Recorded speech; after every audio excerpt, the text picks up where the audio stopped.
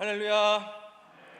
찬양으로 예배의 문을 열어준 IMC 워십팀의 아름다운 찬양을 하나님께서 기뻐 받으신 줄 믿습니다. 날마다 찬양을 즐거이 부르시는 여러분의 삶 가운데 주님이 주시는 평안과 회복의 은혜가 늘 가득하시기를 간절히 소망합니다.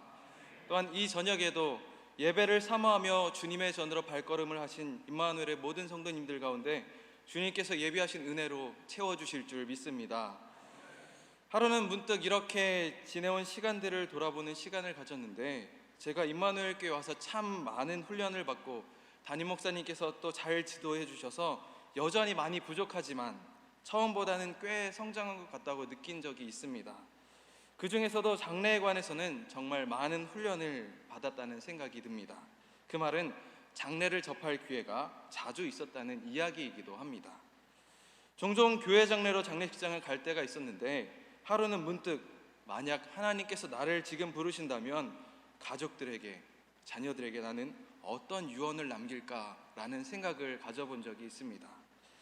만약 하나님께서 여러분을 부르신다면 여러분은 사랑하는 자녀들에게 그리고 가족들에게 어떤 말을 남기고 싶으십니까? 이 땅에서 마지막 순간에 다다를 때 여러분은 사랑하는 사람들에게 무슨 말을 하고 싶으십니까? 감리교회의 창시자인 존 웨슬리 목사님은 유언으로 가장 좋은 것은 하나님이 우리와 함께 하시는 것이다 라는 명언을 남기셨습니다. 존 웨슬리 목사님의 유언처럼 가장 좋은 것은 하나님이 우리와 함께 하시는 것인 줄 믿습니다. 저도 유언으로 이런 명언을 남기면 좋겠지만, 아마 제가 유언을 남기게 된다면 예수님 잘 믿고 이름처럼 하나님을 기쁘시게 하고 하나님께 속한 삶을 살아가라고, 또 천국에서 우리 꼭 다시 만나자고 이야기할 것만 같습니다. 여러분은 사랑하는 사람들에게 어떤 말을 남기고 싶으십니까? 한 번쯤 고민해 보시기를 바랍니다. 오늘 본문인 디모데후서는 사도 바울이 디모데에게 쓴 유언과도 같은 서신입니다. 바울과 디모데는 매우 밀접한 관계를 갖고 있었습니다. 디모데는 바울의 선교 사역에 있어서 충실한 동역자였는데, 오늘 본문을 보면 바울이 디모데를 얼마나 특별하게 여기고 있었는지를 발견할 수 있습니다. 1절 말씀을 보면 디모데를 향해서 뭐라고 칭하고 있습니까?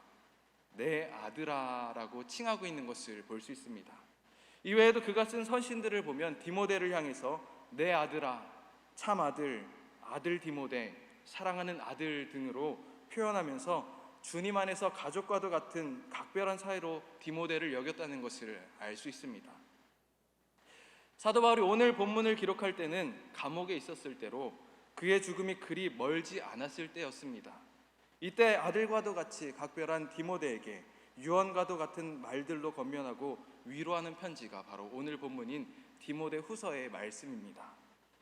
사도 바울은 복음을 위한 고난의 삶에 동참하는 그에게 마지막을 향해 나아가는 순간 자신을 본받아 어떤 삶을 살아야 한다고 말을 남겼습니까? 또한 우리들에게 전해주는 메시지는 무엇입니까? 사도 바울은 이 유언과도 같은 서신을 통해서 디모데의 소명을 다시 한번 일깨워주고 복음 전파를 위한 기본 자세를 다시금 요구합니다. 올해 우리 교회의 표어가 무엇인지 이제는 다들 아시죠? 아십니까? 네, 우리 다 같이 한 목소리로 읽겠습니다. 시작! 성령의 이름으로 찾아가서 권면하고 수용하는 교회. 아멘. 올해 우리 교회에 주신 표어는 성령의 이름으로 찾아가서 권면하고 수용하는 교회를 이루는 것, 즉 예수 그리스도의 복음을 전파하는 일입니다.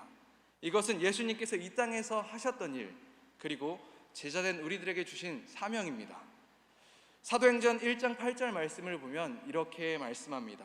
오직 성령이 너희에게 임하시면 너희가 권능을 받고 예루살렘과 온 유대와 사마리아와 땅끝까지 이르러 내 증인이 되리라 하시니라. 아멘. 우리가 화목한 전도대로 매주 화요일과 목요일 전도를 나가는 것도, 또 담임 목사님의 말씀을 통해 매주 주시는 결단을 삶에서 지켜나가는 것도 결국은 다 예수 그리스도의 복음을 증거하고 하나님의 나라를 세워가는 일을 위해서 하는 것입니다. 우리가 예수님의 증인이 되기를 원합니다. 오늘은 사도 바울이 아들과도 같이 사랑하는 디모데에게 애끓는 마음으로 전하는 이 편지를 통해 복음 전파를 위해서 우리가 가져야 하는 자세는 무엇인지 함께 나눌 때 우리의 소명을 다시 일깨우시고 복음 전파를 위한 믿음을 소유하는 저와 여러분이 되시기를 간절히 소망합니다. 복음 전파를 위해서 우리가 가져야 하는 믿음은 첫째로 예수 그리스도의 은혜로 강해지는 믿음입니다. 본문 1절 말씀을 합독하시겠습니다. 시작.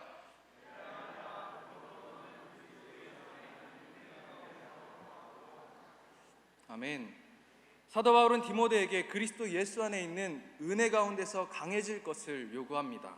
사실 디모데는 어떤 사람이었냐면 믿음은 신실하였으나 육체적으로는 연약하였고 그의 성품 또한 여렸던 사람이라고 합니다. 디모데전서 5장 23절 말씀을 보면 사도 바울은 디모데에게 이제는 물만 마시지 말고 내 위장과 자주 나는 병을 위하여 포도주를 조금씩 쓰라라고 권면하는데, 포도주는 당시에 약으로 쓰였습니다.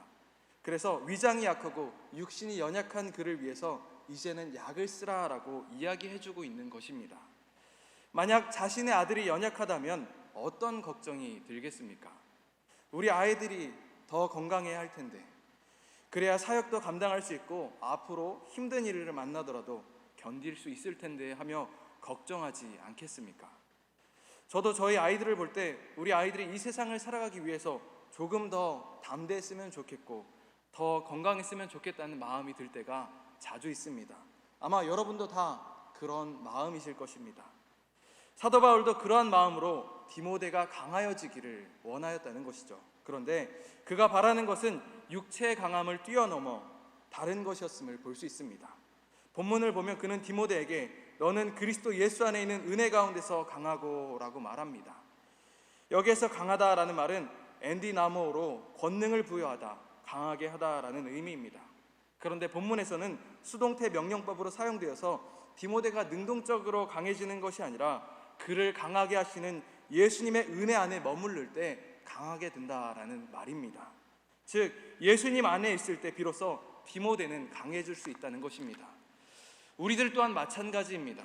물론 우리가 육신을 강하게 하기 위해서는 열심히 운동을 하고 훈련을 하면 육신은 어느 정도 강해질 수 있습니다. 그러나 육신을 포함하여서 우리의 영혼과 믿음이 강해지는 것은 우리의 힘만으로는 결코 강해질 수 없다라는 사실입니다. 에베소서 6장 10절 말씀을 보면 너희가 주 안에서와 그 힘의 능력으로 강건하여지고 라고 말씀합니다. 우리는 오직 주님 안에서 오직 주님의 능력으로 강하여지는 줄 믿습니다.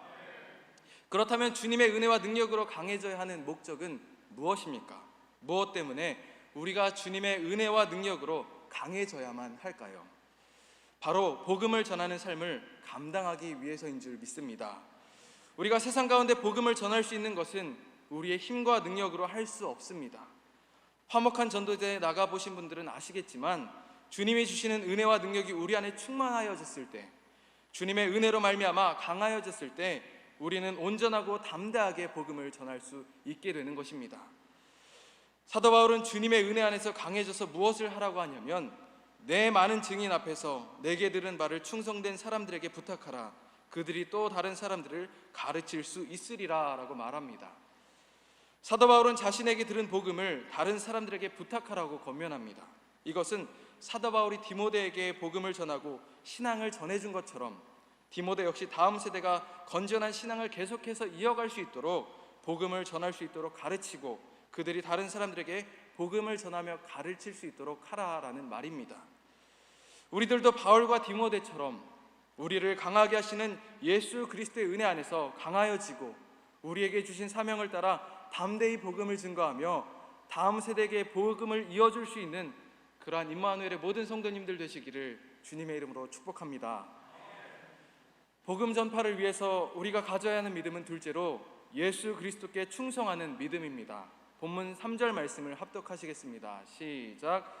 너는 그리스도 예수의 좋은 병사로 나와 함께 고난을 받으라. 아멘. 본문을 보면 사도 바울은 예수 그리스도의 충성된 일꾼으로 병사를 비유하여 이야기합니다. 바울은 디모데에게 그리스도 예수의 좋은 병사로 나와 함께 고난을 받으라 라고 말합니다. 그런데 이 고난을 받으라 라는 말은 특별한 사람에게, 특별히 사랑하는 사람에게 하기에는 어색하고 어울리지 않는 말 같아 보이기도 합니다.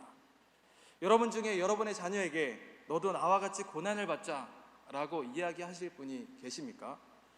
어느 부모가 자녀가 고난받는 것을 원하는 부모가 어디 있겠습니까?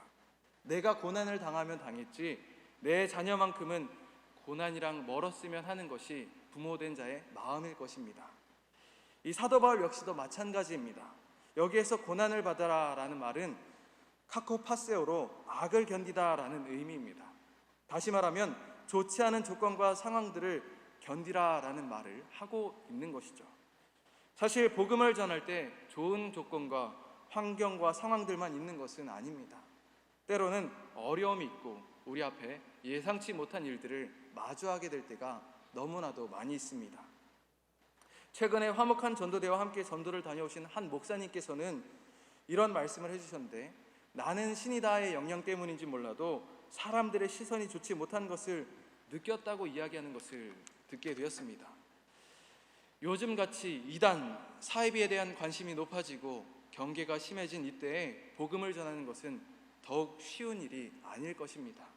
그러나 이러한 때에 우리는 예수 그리스도의 좋은 병사가 되어서 모든 것을 견뎌내야 할 줄 믿습니다. 그렇다면 예수의 좋은 병사는 어떠한 병사입니까? 4절 말씀을 보면 병사로 복무하는 자는 자기 생활에 얽매이는 자가 하나도 없나니 이는 병사로 모집한 자를 기쁘게 하려 함이라 라고 말씀합니다. 여기에서 병사는 우리나라의 군인들과는 다른 개념입니다. 우리나라는 징병제로 20세가 되면 20세 이상의 건장한 남자들은 국방의 의무를 다하기 위해서 군에 입대합니다. 하지만 본문 당시의 병사는 모집제였습니다. 모집제라는 것은 무조건 병사로 불려가는 것이 아니라 내가 자원해서 병사로 들어가는 것을 말합니다. 흔히 용병과 같은 개념으로 일정한 기간 동안 보수를 받고 자신을 고용한 주인의 개인 사병으로 생활하게 되었다라는 것이죠. 그래서 자신을 고용한 주인을 위해서 때로는 전투에 나가거나 때로는 검투장에 나가 싸우기도 하는데, 이들이 주인의 명령을 따라서 최선을 다하면 일정 기간이 지난 후에 죄인의 신분, 종의 신분이었던 자들은 자유인의 신분이 되어서 집을 떠날 수 있었다라고 합니다. 즉 병사들은 복무하는 동안 자기의 생활에 얽매이지 않고 자신을 고용한 주인을 기쁘게 하기 위해서 최선을 다하였다라는 것입니다. 그런데 만약 병사가 자기의 생활에 얽매여서 주인의 명령을 따르지 않는다면 어떻게 되겠습니까? 마찬가지입니다. 우리들 역시 우리를 부르신 예수 그리스도를 위해서, 하나님을 기쁘시게 하기 위해서 최선을 다해야 하지만 나의 삶이나 환경에 의해서 세상적인 만족과 유익을 위해서 복음의 사명을 감당하지 못한다면 과연 주님을 기쁘시게 할 수 있겠습니까? 예수 그리스도께서 보배로운 피로 우리를 사셨습니다. 우리를 고용하셨다는 것입니다. 좋은 병사가 자신의 일에 얽매이지 않고 그 주인을 기쁘게 해야만 하는 것처럼 우리들 또한 우리의 생활에 얽매이지 않고 우리를 그 피값으로 사신 우리의 주인 되신 예수 그리스도만을 기쁘시게 해드려야 할 줄 믿습니다. 이어서 바울은 충성된 일꾼으로 경계하는 자를 비유로 말합니다. 5절 말씀을 보면 경계하는 자가 법대로 경계하지 아니하면 승리자의 관을 얻지 못할 것이라고 말씀합니다. 이 말은 우리가 경계할 때 경계 규칙대로 하지 않으면 승리할 수 없다는 것을 의미합니다. 얼마 전 교회와 올림픽공원 주변에서 마라톤 행사가 있었는데, 만약 선수가 정해진 코스를 벗어나서 다른 코스로 간다고 한다면 내가 아무리 열심히 연습하고 또 실전에서 열심히 했어도 아무리 빨랐어도 경기 규칙대로 하지 않았기 때문에 승리할 수 없게 될 것입니다. 마찬가지로 우리들 역시 아무리 열심히 하고 노력을 했어도 하나님의 뜻과 하나님의 말씀에 따라 행하지 않는다면 아무 소용이 없을 수도 있다라는 것입니다. 그저 내 열심에 불과할 수도 있다는 말입니다. 시편 119편 105절 말씀을 보면 이런 말씀이 있습니다. 우리 다 함께 합독하시겠습니다. 시작. 아멘. 우리는 우리의 등이며 우리의 빛이 되는 하나님의 말씀을 지키며 살아야 할 줄 믿습니다.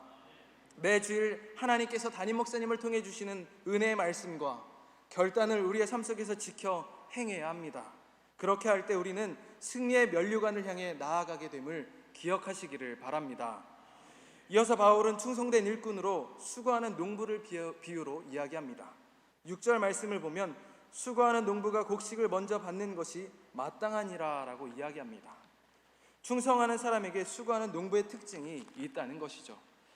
여기에서 수고하다라고 번역된 코피아오는 죽도록 일하다, 열심을 내다라는 의미입니다. 농부는 가을의 결실을 위해서 한여름의 무더위도 견디며 최선을 다하여 일하는 사람입니다. 때를 기다리며 인내하고 수고하는 것이 바로 농부입니다. 그렇게 수고할 때 농부는 곡식을 먼저 받게 되는 것입니다. 여기에서 곡식은 하늘의 상급을 의미합니다. 이처럼 복음을 위해서 수고하는 사람, 복음을 위해서 인내하고 최선을 다하는 사람은 하나님 나라의 상급이 예비되어 있음을 믿으시기를 바랍니다. 늘 우리를 부르신 예수 그리스도를 위해서 최선을 다하시고 주님의 말씀을 지켜 행하여 승리의 면류관을 향해 나아가시는 저와 여러분이 되시기를 주님의 이름으로 축복합니다. 복음 전파를 위해 우리가 가져야 하는 믿음은 셋째로 예수 그리스도를 기억하는 믿음입니다. 본문 8절 말씀을 합독하시겠습니다. 시작.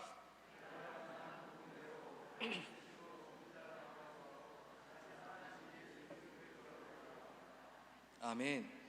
여기서 바울이 전한 복음은 무엇입니까?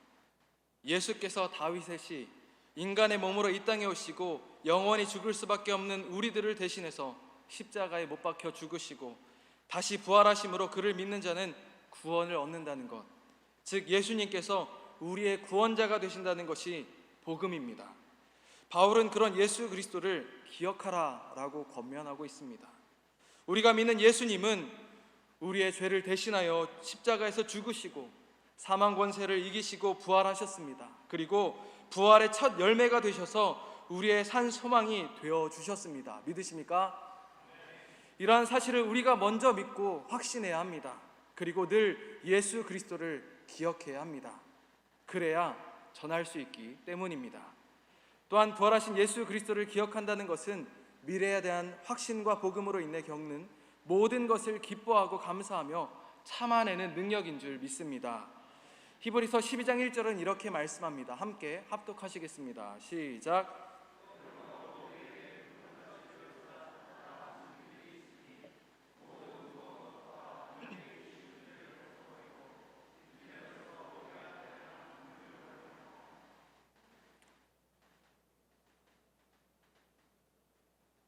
죄송합니다. 잘못 입력했습니다. 원래 말씀은 이렇습니다. 믿음의 주여 또 온전하게 하시는 이인 예수를 바라보자. 그는 그 앞에 있는 기쁨을 위하여 십자가를 참으사 부끄러움을 개의치 아니하시더니 하나님 보좌 우편에 앉으셨느니라. 아멘. 예수님은 하나님의 나라를 바라보며 이 땅의 십자가를 참으시고 온갖 부끄러움을 개의치 않으셨습니다. 모든 것을 감당하셨고 결국에는 하나님의 우편에 앉으셨습니다. 우리들 또한 예수님을 기억하며 하나님의 나라를 바라보고 부끄러움을 개의치 않고 복음을 전하며 모든 것을 감당하여서 하나님의 나라에 들어가는 믿음이 되기를 간절히 소망합니다. 사도 바울은 오늘 본문을 통해서 아들과 같은 사랑하는 디모데에게 복음을 전하는 것을 주저하지 말라고 권면합니다. 예수님의 은혜 가운데 강하여지고 예수님께 충성하며 예수님을 기억하라 라고 말합니다. 우리들 또한 우리들에게 맡겨주신 사명, 복음을 전하는 일을 주저하지 않기를 간절히 원합니다. 그 일을 위하여 예수님의 은혜 가운데 날마다 강건하여지시고 오직 예수님을 기쁘게 하기 위하여 모든 일에 충성하시며 우리의 소망이 되시는 예수님을 기억하며 승리하시는 임마누엘의 모든 성도님들 되시기를 주님의 이름으로 축복합니다. 그래서 올해 목표로 하는 한 영혼을 주님께로 인도하여 주님께는 영광이요 우리들에게는 기쁨이 넘치는 역사가 올해 우리 임마누엘 교회 가운데 그리고 여러분의 삶 가운데 가득하시기를 주님의 이름으로 축복합니다. 기도하시겠습니다. 할렐루야. 사랑과 은혜가 풍성하신 하나님 아버지, 죄로 인해 죽을 수밖에 없는 저희들을 구원하시기 위해 하나뿐인 아들 독생자 예수 그리스도를 이 땅에 보내주시고 십자가에 달려 죽게 하심으로 우리들의 죄를 사하여 주심에 감사를 드립니다. 또한 사망 권세 이기시고 부활하셔서 저희들의 산 소망이 되어 주심에 감사를 드립니다. 저희들 주님께서 맡기신 사명을 감당하는 믿음이 되기를 간절히 원합니다. 저희들 예수님의 은혜 가운데 강건하게 하여 주시고 오직 주님께 충성하여 주님을 기쁘시게 하는 믿음이 되게 하여 주시며 우리의 구원이 되시는 예수님의 은혜를 날마다 기억하는 저희 모두가 되게 인도하여 주시옵소서. 그리하여서 복음을 부끄러워하지 않게 하여 주시고 주님의 은혜를 기억하며 온 인류의 구원자가 되시는 예수 그리스도를 담대하게 증거하는 믿음이 되게 하여 주시옵소서. 임마누엘의 온 성도들이 복음을 전하는 일에 앞장서는 믿음이 되게 하여 주시고 주님께서 힘과 지혜와 용기를 허락하여 주셔서 어떠한 상황에도 주저하지 않는 믿음이 되게 하여 주시옵소서. 올해 한 영혼을 주님께로 인도하겠다는 그 결단을 늘 기억하게 하여 주시고 주님께서 사랑하시는 한 영혼을 주님께로 인도하여 주님을 흡족해 해드리는 저희 모두가 되게 하여 주시옵소서. 특별히 이번 주는 담임 목사님을 통해 주신 망설여지는 순간에 하나님께 답을 구하겠다는 결단을 지키기를 원합니다. 삶의 자리에서 망설여지는 순간에 우리의 힘으로 답을 구하는 것이 아니라 하나님께 답을 구하며 우리의 삶에 다가오는 아말렉을 물리치는 그러한 믿음이 되게 하여 주시옵소서. 이제는 우리 주 예수 그리스도의 은혜와 아버지 하나님의 사랑하심과 성령님의 교통하심이 복음을 전파하는 일에 최선을 다하여 주님의 기쁨이 되기를 원하는 임마누엘의 모든 성도들의 삶 가운데 이제로부터 영원토록 함께하여 주시기를 간절히 축원하옵나이다. 아멘.